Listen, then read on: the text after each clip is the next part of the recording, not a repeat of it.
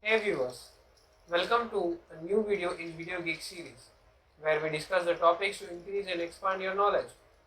Basically, this video is a part of the very old video which I uploaded a decade ago. Although that was very introductory video on version control systems. This video will cover basics of Git, commands and GitHub. So basically, if you go inside your browser and type the GitHub, then this is the GitHub.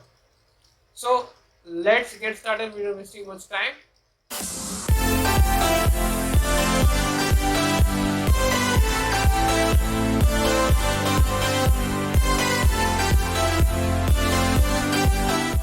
So in previous video we have took a deep dive of what is version control. Also we have used the VS Code. Let's see VS Code. Yeah, over here. So also we have used the VS Code to perform local version controls by which we can keep track of changes in the software in our device. So wasn't that enough? Because let me open first of all new window. Yeah, this VS Code sometimes sucks, I know, but okay, let's just close it for now. So in previous video, as we have seen version control, so wasn't that enough? Because according to the problem that we have discussed in that video that the developers were facing before the version control systems, right? So that was the getting solved. So why we need GitHub and Git? So the answer is things aren't that much simple in the real world, because in real world, in real-time projects, the softwares are developed by generally more than single developer. And not only that, sometimes developer can be anywhere in the world. I mean, the remote developer or remote development is also done in this era. So GitHub, this GitHub as you are seeing on the screen, is the ultimate solution to all that. So the GitHub is basically, if you search on the internet, so the definition is I got on the internet is that the GitHub is a cloud service which allows software developer to host the code and version control using the Git. And from the previous video, now you are aware about the Git is a version control system, right? So basically, if I open the Git, so actually Git bash looks like this. Okay, so Git bash is like this. You will where you will need to enter the commands. But in previous video we used the VS Code. Okay. So now if you open the new window, yeah, that's it. So let's get started by getting familiar with some basic commands of Git, where we'll map some previous video section that we did by taking the help of GUI. So now we will be getting familiar with the what you can say, the commands.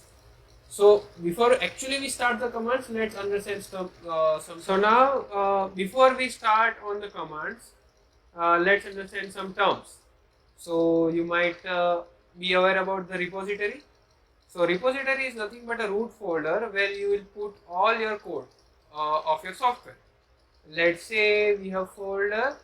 So inside my E drive, I have the folder as project, and let's say here there are different all the different kinds of projects that I've been working on. And let's take example of graph simulator. So my software is this. All the code of software is this, which is currently residing inside the graph simulation folder. So you can consider this graph simulation folder as repository in terms of Git, or you can say GitHub. Now there is a concept of local repository and remote repository. If we talk about GitHub, then there are two types of repositories, local and remote. So as their name suggests, the local repository is the one which is there in your device. So let's say according to our previous definition of repository, this folder, you can call it as a repository, right? And it is inside my device, or you can say it is in my device. So that is a local repository. Now the one which we have hosted on our GitHub account. So this is my GitHub account, and if I go inside my repositories, just yeah. So these are some various repositories that I have hosted on the GitHub. Actually, there are 52 repositories. So in my case, in my account, I have 52 remote repositories. So the remote repository is the one which we have hosted on our GitHub account, which is mapped with one of the local repositories in our account, or you can say in our device. And then there are Git actions. The Git actions includes the things that we can do for version control of our software. Like we can push the changes, we can pull the changes, we can merge the branches, we can create the branches, we can fork someone's repository, and etc. So these all things we'll learn, and as you might have got the idea of the terms. So now the first thing you need to do is initializing a local repository. So now we are starting to do to learn the GitHub basics command. So let's create one folder and give it a name as let's say test folder. Okay. So now let's say inside this test folder, this test folder is a folder which will be repository. So my let's say I'm gonna make one project, or you can say make one software. So all the code of that software will be inside this folder. So this will be repository. So now I want Git to track all the changes, and I want my software versions to be controlled by the Git. So what is the first thing? That is to initialize the local repository, and for that we'll open the Git bash over here. From the previous video, if you don't have Git, then you can install the Git that I have explained in the previous video, and if you haven't watched that video, then I might ping the link in the description box. So the command, so you can observe that it has opened inside the test folder. You can see the part in the terminal, and if the command is git init for initializing the repository. If we give that command, so you can see that before it is saying initialize empty git repository inside this folder, and now it is a repository. So the change you might observe is that there was nothing written over here, and now there is a main branch. So which is obviously the change that you have noticed. So here the default branch name that you can see in the terminal is main. Here my default branch is main, but you might see master or some other name, but it's quite normal. However, you can change that by command, which obviously we are not going to see because that is not quite necessary as a beginner level. But for the sake of simplicity and just to be doing things exactly same and follow along with me, you'll rename the branch to main. If you already have your default branch named as a main, then you can just remember the command to rename the branch. And if you have the different name, then enter the command git branch branch -m, and let's say master. So in order to change my branch to master, I can enter this command. See, previously it was main and now it is master. So for the sake of demonstration and to follow along with me, will keep it as main. Okay, so the command is this. Now the local repository is initialized and it is ready to keep track of changes inside that repository. Now Git will track for changes inside that repository, or you can say inside this folder. For doing first commit, let's make some files inside that folder. So now we are gonna create some text file. First file, and we'll put some text. Let's say my name is Hanil R Mystery. We'll save the changes, we'll save the file, we'll close the file. Now we'll open the git bash. Now doing commit is not that much simple. So now the next thing that we are going to do is commit, because we want to record the changes inside our software. So this is not a software, by the way, but let's say we make some code. We have written some code inside this file, and this is our software. So what we need to do? We need to do a commit. So you need to be careful about many things. Whether you have some changes to be committed, you can enter command git status.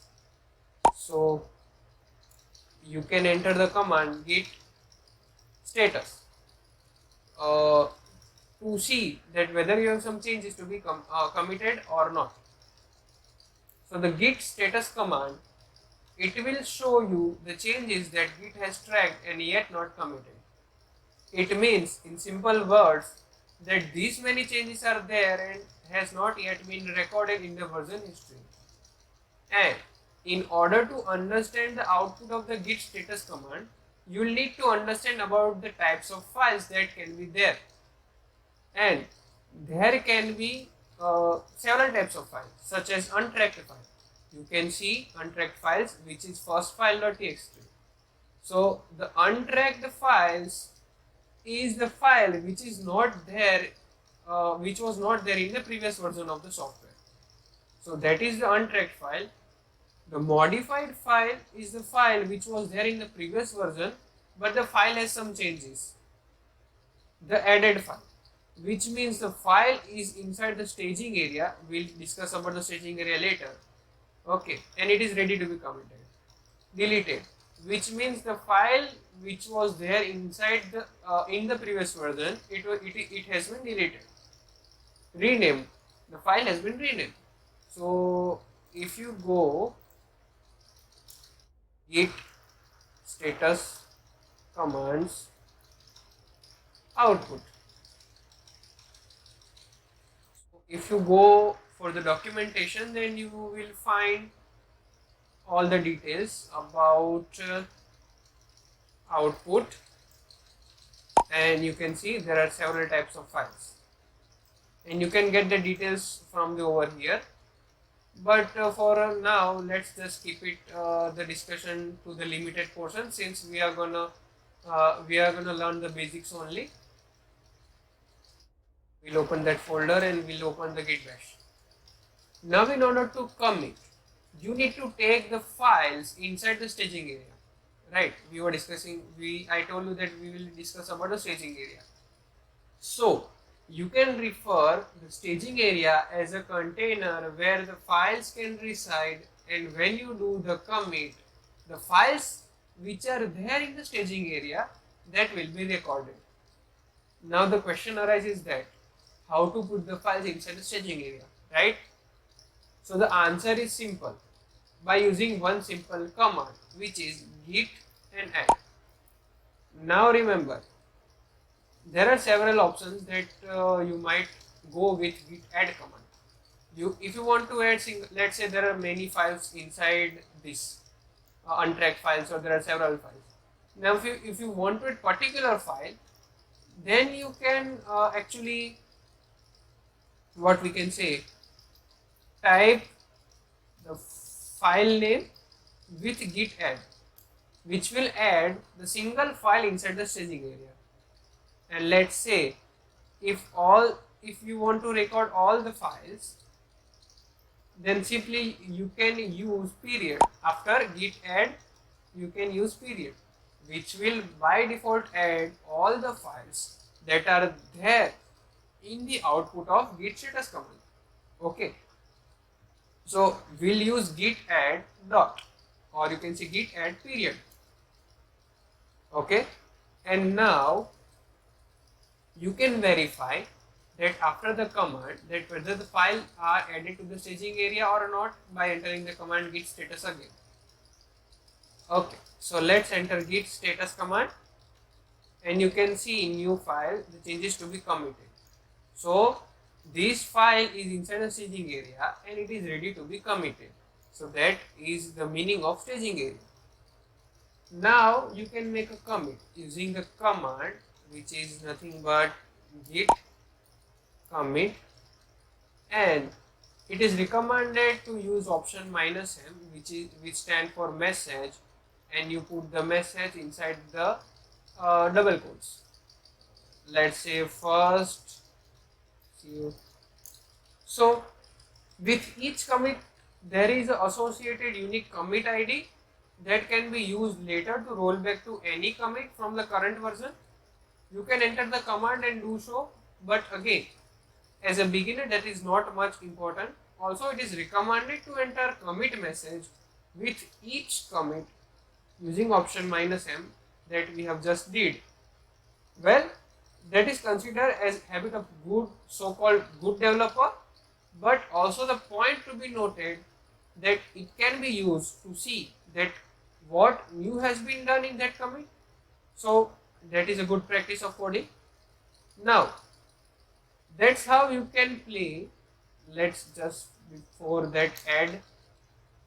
Okay, so this is we made commit. So that's how you can play with the local repositories using Git. Now our next milestone is to create GitHub account, create one remote repository and connect that with our local repository that we have just created. So for this video we'll keep it the things up to here, and in next video where we will see how to create your GitHub account, how to create remote and local repository, and how to play around with all those. So in this video that's it for today guys. We'll see in the next video. I hope you enjoyed and got many new things. So we'll meet in the next video. Till then, keep learning and keep exploring. Bye bye.